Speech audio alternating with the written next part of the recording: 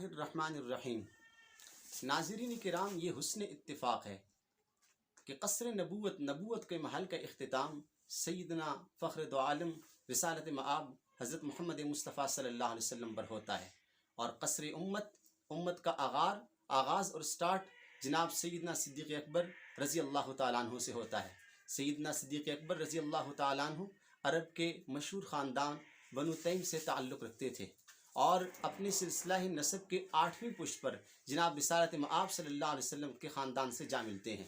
یاد رہے، ابو بکر صدیق رضی اللہ تعالیٰ عنہ کا اسم گرامی عبداللہ تھا، ابو بکر کنیت تھی، اور اسی کے ساتھ ساتھ ان کا لقب صدیق اور عتیق تھا۔ آپ کے والد کا نام عثمان ابو قحافہ تھا، اور اسی کے ساتھ ساتھ آپ کی والدہ کا نام سلمہ بنت سخر ام الخیر تھا۔ یاد رہے، ابو بکر صدیق رضی اللہ تعالیٰ عنہ رسول اقدس صلی اللہ علیہ وسلم سے عمر میں 2 سال چند ماہ چھوٹے تھے، چنانچہ مورخین لکھتے ہیں کہ آپ 573 عیسوی میں پیدا ہوئے۔ حضرت ابو بکر صدیق رضی اللہ تعالیٰ عنہ وہ جلیل القدر ہستی ہیں کہ جن کا احترام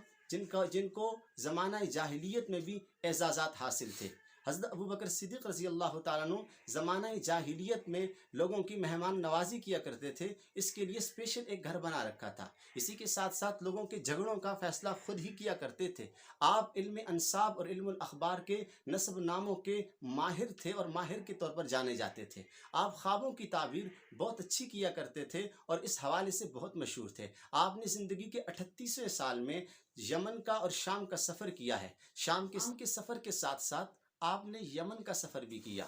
شام کے سفر میں آپ کی ملاقات بحیرہ راہب سے ہوئی، اور اس سے کہا کہ میں نے خواب دیکھا ہے کہ چاند مکہ المکرمہ میں اترا ہے، اور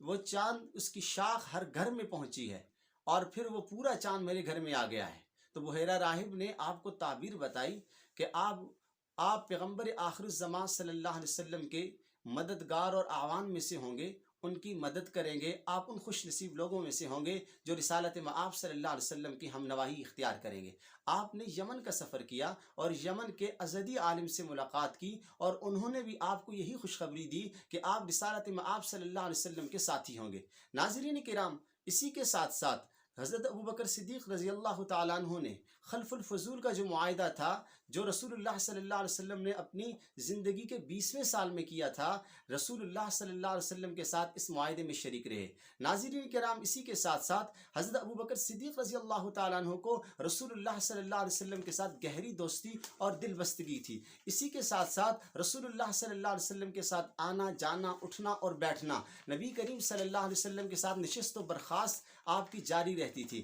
نبی کریم صلی اللہ علیہ وسلم نے جب نبوت کا اعلان کیا تو آپ صلی اللہ علیہ وسلم کے پاس حضرت ابو بکر صدیق تشریف لائے، اور پوچھا کہ آپ کس چیز کی دعوت دیتے ہیں؟ تو نبی صلی اللہ علیہ وسلم نے اللہ کی توحید اور اپنی رسالت سے آگاہ فرمایا، تو فوراً اسلام قبول کر لیا۔ یہی وجہ ہے کہ رسول اللہ صلی اللہ علیہ وسلم فرماتے ہیں،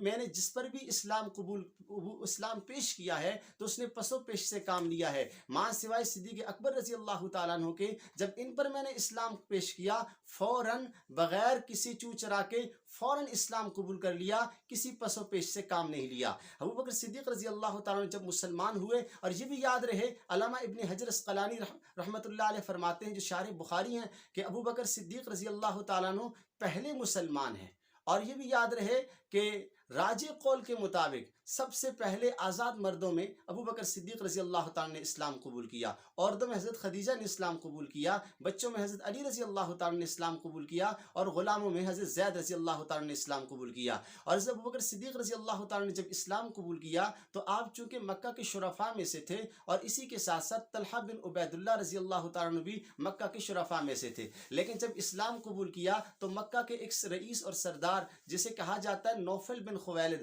انہوں نے آپ کو پکڑا اور باندھ دیا اور سزائیں دی، اور طبقات ابن سعد میں موجود ہے، فشدہما فی حبل واحد، ایک ہی رسی میں دونوں کو اس نے پکڑ کر باندھ دیا اور سزائیں دینی شروع کر دی۔ اس کے بعد ہمیشہ ابو بکر صدیق رضی اللہ تعالیٰ عنہ اور طلحہ بن عبید اللہ رضی اللہ تعالیٰ عنہ کو قرینین کے نام سے پکارا جاتا ہے۔ قرینین کا معنی ہے 2 گہرے ساتھی۔ ناظرین کرام، ابو بکر صدیق رضی اللہ تعالیٰ نے اسلام قبول کرنے کے بعد دعوت دین اور اشاعت دین کا کام کیا، چنانچہ حضرت عثمان رضی اللہ تعالیٰ عنہ، سعد بن ابی وقاص رضی اللہ تعالیٰ عنہ، اور حضرت طلحہ رضی اللہ تعالیٰ عنہ، اور اسی کے ساتھ ساتھ دیگر صحابہ کرام تک دین اسلام پہنچانے کی کوشش کی، اور بہت سارے حضرات آپ کے ہاتھوں سے مسلمان ہوئے۔ رسول اللہ صلی اللہ علیہ وسلم پر جب مصائب ٹوٹتے، جیسا کہ صحیح بخاری کے اندر موجود ہے، فَحَنَقَهُ حَنْقًا شَدِيدًا، کہ ایک مرتبہ کیا دیکھتے ہیں کہ رسالت مآب صلی اللہ علیہ وسلم کو کافروں نے پکڑ کر باندھا ہے، اور آپ صلی اللہ علیہ وسلم کے گلے میں رسی ڈال دی ہے، ایک کپڑا ڈال دیا ہے، جس سے آپ صلی اللہ علیہ وسلم کی گردن کو شدید زد و کوب سے دوچار کیا۔ تو حضرت ابوبکر صدیق رضی اللہ تعالیٰ عنہ تشریف لائے اور اسے کھولا اور فرمایا اتقتلون رجلا ان یقول ربی اللہ، ارے ظالمو تم اس ہستی کو قتل کرتے ہو جس ذات نے کہا ہے کہ اللہ کے علاوہ میرا کوئی معبود نہیں ہے۔ ناظرین کرام، اسی کے ساتھ ساتھ رسول اللہ صلی اللہ علیہ وسلم کے ساتھ مکی زندگی میں جو تکلیفیں آپ صلی اللہ علیہ وسلم پر آئی ہیں، ابو بکر صدیق رضی اللہ تعالیٰ عنہ ہمیشہ آپ صلی اللہ علیہ وسلم کی مدد کے لیے جان مال اور اپنی عزت و آبرو کو کبھی پرواہ میں نہیں لایا اور ہمیشہ آگے بڑھے ہیں۔ یہی وجہ ہے ناظرین کرام، ابو بکر صدیق رضی اللہ تعالیٰ عنہ نے اسلام کے لیے جو خدمات سر انجام دی ہیں، آج بھی اور رہتی دنیا تک آپ کا تذکرہ خیر جاری رہے گا۔ رب العالمین سے دعا ہے اللہ تعالی ہم سب کو آپ کے نقش قدم پر چلنے کی توفیق عطا فرمائے۔